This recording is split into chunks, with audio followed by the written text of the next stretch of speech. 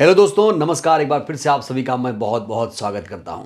दोस्तों, आखिरकार लंबे इंतजार के बाद बीएसपी सुप्रीमो मायावती जी ने अपनी जो पहली सूची थी लोकसभा के उम्मीदवारों की, वो जारी कर दी है। लगातार इस सूची का इंतजार किया जा रहा था।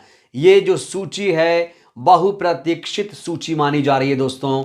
और इस सूची की जो डेडलाइन थी, माना जा रहा था कि ये 15 मार्च तक आएगी, लेकिन ये जो सूची है आज जारी हो चुकी है। दोस्तों, आपको याद दिला दूं, पिछली बार भी 18-19 मार्च को ही बसपा सुप्रीमो ने, पिछली बार जब 2019 का लोकसभा का चुनाव हुआ था, तब बसपा सुप्रीमो ने मार्च 18 या 19 मार्च को अपनी पहली सूची जारी की थी। इस बार भी बसपा सुप्रीमो ने ऐसी ही तारीख है, यानी 15 मार्च के आसपास कयास लगाए जा रहे थे, और जो सूची है वो आ चुकी है। इस सूची में दोस्तों, पहली जो सूची है उसमें 14 उम्मीदवारों के नाम बाकायदा डिक्लेयर कर दिए गए हैं। पहले टुकड़ों टुकड़ों में नाम आ रहे थे, लेकिन अब माना जा रहा है कि ये जो सूची सामने आ चुकी है, इस पर बीएसपी सुप्रीमो ने अपनी सहमति, अपनी मुहर लगा दी है। तो जो लोग इंतजार कर रहे थे, जो लोग पूछ रहे थे बताइए बसपा के कैंडिडेट कौन कौन हैं, कहां कहां से हैं, तो दोस्तों आज हम इस वीडियो में आपको डिटेल में बताएंगे कि कौन प्रत्याशी है बसपा का, कौन कहां से चुनाव लड़ रहा है। लेकिन सूची दिखाने से पहले इस समय की सबसे बड़ी खबर दोस्तों मैं आपको बताना चाहता हूं।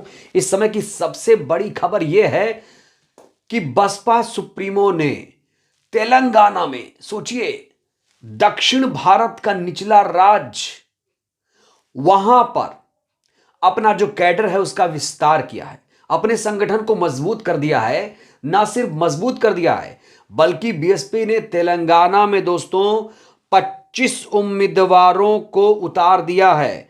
मायावती जी ने तमिलनाडु में 25 सीटों पर अपने उम्मीदवार उतार दिए हैं।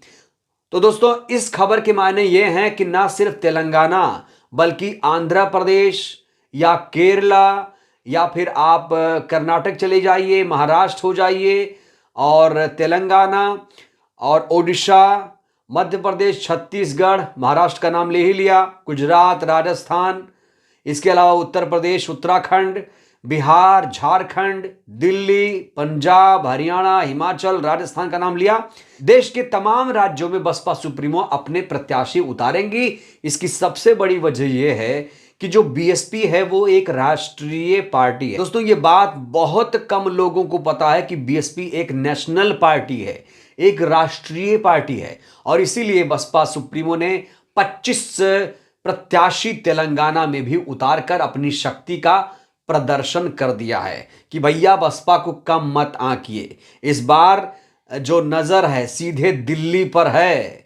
इस बार मायावती जी ने भी ऐलान किया है कि उस पार्टी, उस सरकार को चुनना है जो सर्वजन हितैषी पार्टी हो, सर्वजन हितैषी सरकार हो।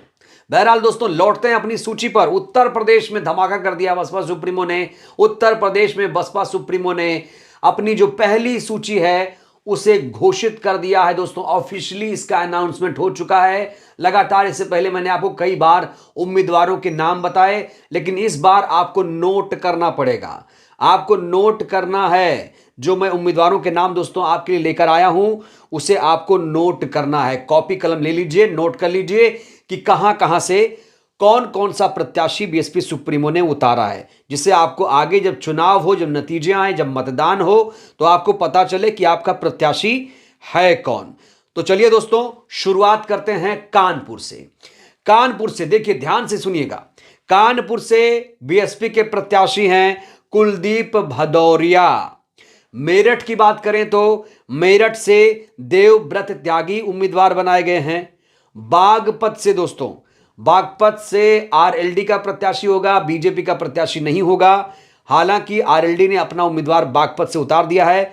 बीएसपी ने यहां से प्रवीण बसेला को अपना प्रत्याशी घोषित कर दिया है दोस्तों। वहीं पर अकबरपुर की बात करूं, अकबरपुर राजेश त्रिवेदी को, यह ब्राह्मण कार्ड चल दिया है। बीएसपी सुप्रीमो ने राजेश त्रिवेदी को यहां से प्रत्याशी बनाया है, और कहा जा रहा है अकबरपुर में इस बार बीजेपी का खेल बिगड़ जाएगा।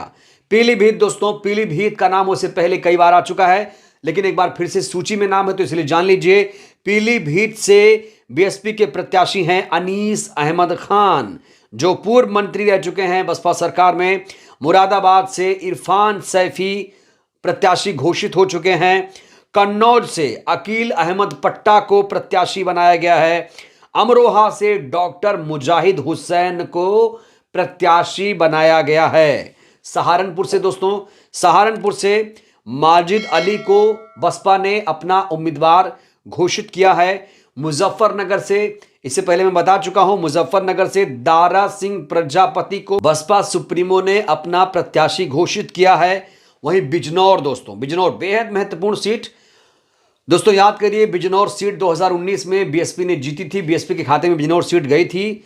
अयोध्या दोस्तों बहुत महत्वपूर्ण सीट है। अयोध्या से सच्चिदानंद पांडे उर्फ सचिन को प्रत्याशी बनाया गया है। उन्नाव से अशोक पांडे को बसपा सुप्रीमो ने अपना प्रत्याशी घोषित किया है। अब ये जो प्रत्याशी हैं, ये जो 14 उम्मीदवारों के नाम का ऐलान किया गया है दोस्तों, इन 14 में से 5 मुस्लिम प्रत्याशी हैं। जातिगत समीकरण आपको समझा रहा हूं मैं। इन 14 प्रत्याशियों में से 5 मुस्लिम प्रत्याशी हैं, 4 ब्राह्मण हैं, 1 जाट है, 1 गुर्जर है, 1 ओबीसी है, 1 क्षत्रिय है, 1 दलित उम्मीदवार शामिल है। तो दोस्तों कानपुर, मेरठ, बागपत समेत अकबरपुर में प्रत्याशियों की घोषणा हो चुकी है। तो इस बार बसपा सुप्रीमो ने जातिगत समीकरण का ख्याल रखते हुए अपने प्रत्याशियों की घोषणा कर दी है और इस वजह से विरोधियों में टेंशन भी है। दोस्तों अगर आप कानपुर सीट देखिए, कानपुर में बसपा सुप्रीमो ने कुलदीप भदौरिया को टिकट दिया है। तो कुलदीप भदौरिया को टिकट देकर मायावती जी ने यहां पर ठाकुर कार्ड भी खेल दिया है। इसी के साथ मैं अकबरपुर लोकसभा सीट की बात करूं तो यहां बसपा से प्रत्याशी हैं राजेश त्रिवेदी। तो ब्राह्मण उम्मीदवार यहां पर उतारा है, दांव खेला है बसपा सुप्रीमो ने। इसी के साथ बागपत लोकसभा सीट से गुर्जर समुदाय से आने वाले प्रवीण बसेला को अपना प्रत्याशी बनाया है। वहीं मेरठ लोकसभा सीट से देवव्रत त्यागी को मैदान में बसपा सुप्रीमो ने उतार दिया है। दोस्तों सूची में 2 नाम और ऐड करना चाहूंगा। आगरा से भी बसपा सुप्रीमो ने प्रत्याशी घोषित किया है। आगरा से पूजा अमरोही को अपना प्रत्याशी बसपा सुप्रीमो ने घोषित कर दिया है। वहीं दोस्तों बुलंदशहर से भी बसपा सुप्रीमो ने अपना जो प्रत्याशी है वो घोषित कर दिया है। बुलंदशहर से आरक्षित सीट है ये। बुलंदशहर से गिरीश चंद्र जाटव जी को मैदान में बसपा सुप्रीमो ने उतारा है। अगर आप देखें तो गिरीश चंद्र जाटव साहब 2019 में नगीना सीट पर ये चुनाव लड़ रहे थे और 2019 में गिरीश चंद्र जाटव जी ने जीत भी हासिल की थी। इस बार बसपा सुप्रीमो ने इनकी जो सीट है वो बदल दी है। नगीना सीट पर अभी भी कोई प्रत्याशी सामने नहीं आया है। बहुत सारे नामों की चर्चा हो रही है। तो दोस्तों कुल मिलाकर ये जो सूची है, वैसे मैंने 14 कहा लेकिन 15 उम्मीदवारों की सूची आ चुकी है। दोस्तों इस सूची को एक बार फिर से मैं दोहरा देता हूं जिससे कोई कंफ्यूजन ना रहे। कानपुर से कुलदीप भदौरिया, मेरठ से देवव्रत त्यागी, बागपत से प्रवीण बसेला, अकबरपुर से राजेश त्रिवेदी, पीलीभीत से अनीस अहमद खान, मुरादाबाद से इरफान सैफी, कन्नौज से अकील अहमद पट्टा, अमरोहा से मुजाहिद हुसैन, आगरा से पूजा अमरोही, सहारनपुर से माजिद अली, मुजफ्फरनगर से दारा सिंह प्रजापति, बिजनौर से चौधरी विजेंद्र सिंह, अयोध्या से सच्चिदानंद उर्फ सचिन पांडे, उन्नाव से अशोक पांडे, बुलंदशहर से गिरीश चंद्र जाटव। तो ये 15 उम्मीदवारों की सूची बसपा सुप्रीमो ने आखिरकार जारी कर दी है। इसे पहली सूची आप मान सकते हैं। ये बसपा सुप्रीमो की सहमति के बाद दोस्तों ये सूची जारी हो चुकी है। ये जो सूची है बहुप्रतीक्षित सूची थी, मैंने पहले आपको बताया।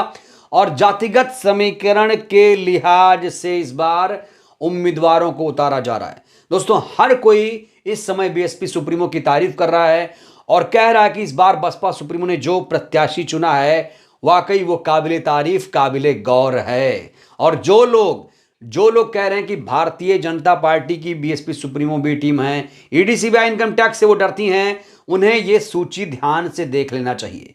ये वो सूची है दोस्तों जिसे देखकर भारतीय जनता पार्टी के भी पसीने छूट रहे हैं।